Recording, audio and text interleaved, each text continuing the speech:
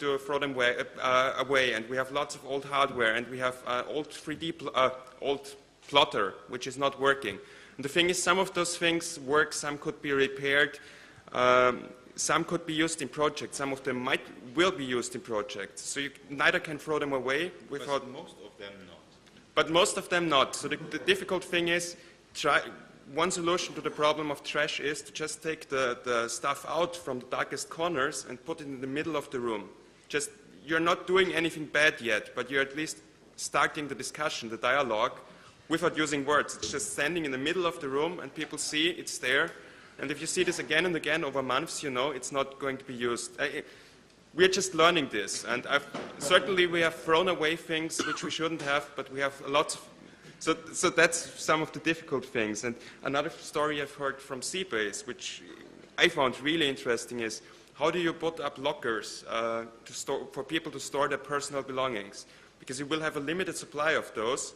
And if you let people pay for them, for some people, paying for them is no problem. Like pay €5 a month, I don't care. So they are going to leave their stuff in there. Then if you auction them, those people will not be able to afford it, which have less money, and the other ones, it will be expensive, but people with less money will never be able to get those a locker anyway. So the solution at Seabase is really nice. They don't use money for it. They just put every few weeks, they put some paper over every locker, and if you have 3 stickers over your locker, which means you didn't open it, it's going to be emptied out. So you need to find some solutions, creative solutions for the problems of how to take out the tension of everything. Yeah, I'll be brief about a very sad failure story we had at Netzladen. We used to have, or in fact we still have, but we're looking for a better solution. We used to have an open cash box at the bar where people would just throw in the money, and we trust them with throwing in the amount of money that they should, because of the drinks they took off the fridge or the snacks they had. And this cash box, which was open and no one watched it, yeah, it was emptied several times.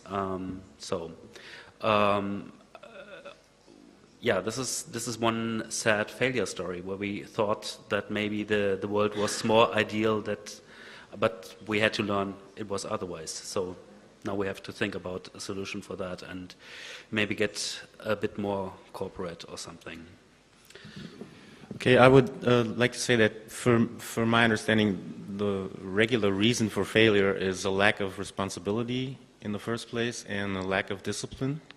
So if you're self-organizing, you have to be responsible and you have to be disciplined, because there's a German translation of the word team, which says toll, ein anderer macht's, which means, oh great, somebody else is going to do it.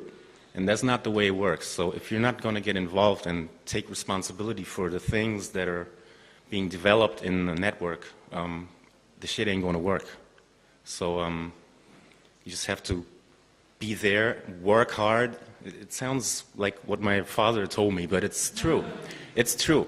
If you do something, you got to do it right, and then you cannot just like do it for 2 days and then next day I don't feel so good. I'll just stay home and just fuck the project. You know, that ain't how it's working. So, you know. There's another lesson there that we learned, which is the only thing that really works. I mean, you need to be disciplined, and if you take on responsibility, you really got to do it.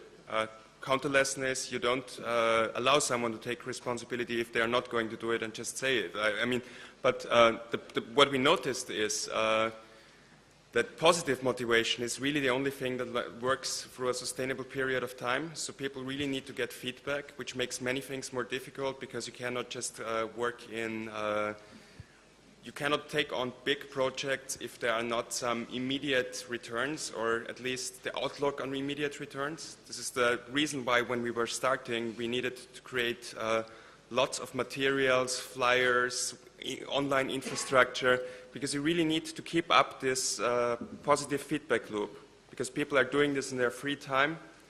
So there needs to be a benefit, strong benefit for people. And I just want to announce one thing. You can meet us outside afterwards, and we are going to tour Seabase for those who are interested later on. And so there's going to be a guided tour of the Seabase here in Berlin, and we would really like to meet all those people who run hackerspaces, want to run hackerspaces, would like to set up communication between those groups, set up visits. Maybe next year you can present about your project here on a similar panel, because this is this is Austria and Germany. Austria and Germany, we would like to hear about all the other projects. Yeah. Yeah. At the exit door, yeah, this direction. Where the cigarette smokers go outside at 5, we're going to meet there, and at 5.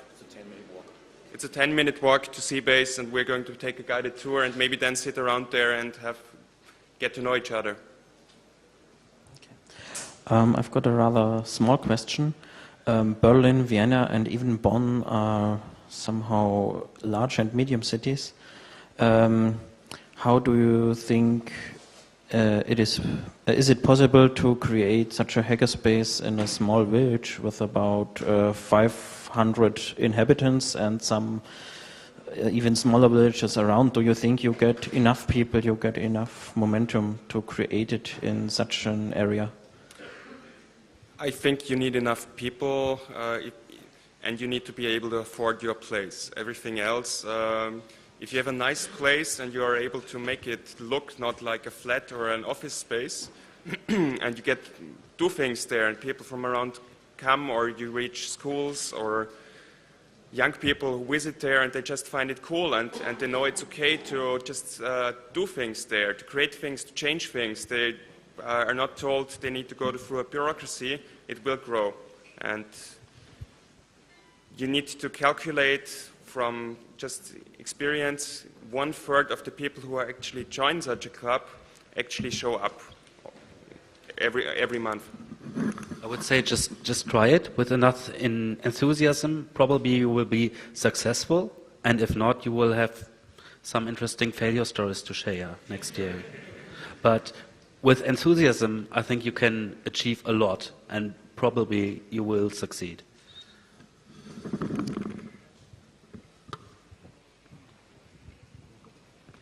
I just wanted to comment that if you want to open a hackerspace in a small village, we found out at MetaLab that you have to have a lot of support for it from people doing stuff. And if you have like 10 people, yeah, you have to find a location that you don't have to pay for, because if you have to pay for, you won't be able to finance it, I guess.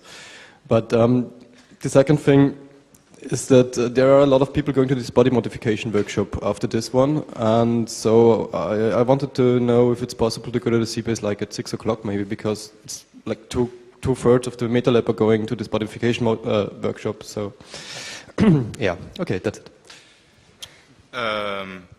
Yeah, to the first question, it was more, yeah, you're right. So if you are not enough people which the financial power, then you have to find it for free. And yeah, I will go to the Seabase in a quarter of an hour, but I will be there the whole evening. And if you come to me, I can give you a special guide which goes for every one of you who is asking me if I'm there.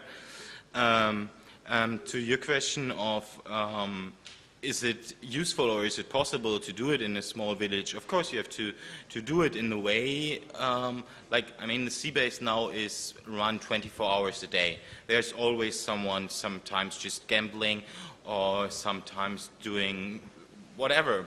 So something like that you will not have in a small village. So maybe you do something, okay, it's a nice space, we prepare it in the way there's 5 people like it, and we have open one day or just one afternoon or something, and then we do and meet there. And maybe on the other day there is the group of I don't know, pigeon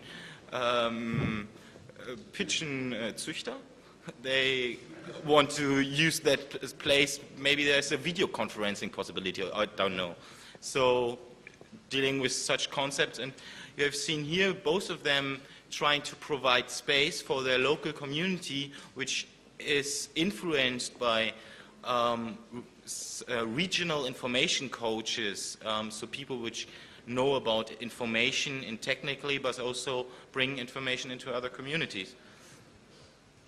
And then I want to make an announcement. I'm also working for a group, it's called ESP, and we want to start a new hacking space in London next year. So at the moment we're discussing about it, and it's really hot, and yeah, we will do definitely next year something in London, and we hope you will notice what we do, because we're trying to do a really transparent hackerspace so that it is easy to mix up the virtual world and this hackerspace, and yeah, hope I see you there.